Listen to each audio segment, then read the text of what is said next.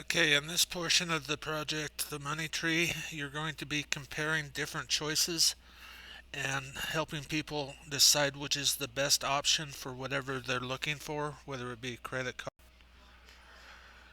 So going on to this side, we're looking at Tad's bank is closing and he needs to make a choice on a new one. He has $15,000 in the savings account and has three offers from his new bank. He will choose the bank where the account will have the most value at the end of the year.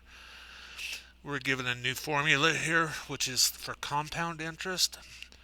So again, you're just going to put things where they belong. The rate will go on top, the n, and then number times time.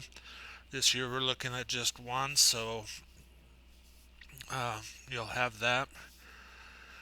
Figure out what each bank account is going to do, and then make a decision or a suggestion of what the individual should do.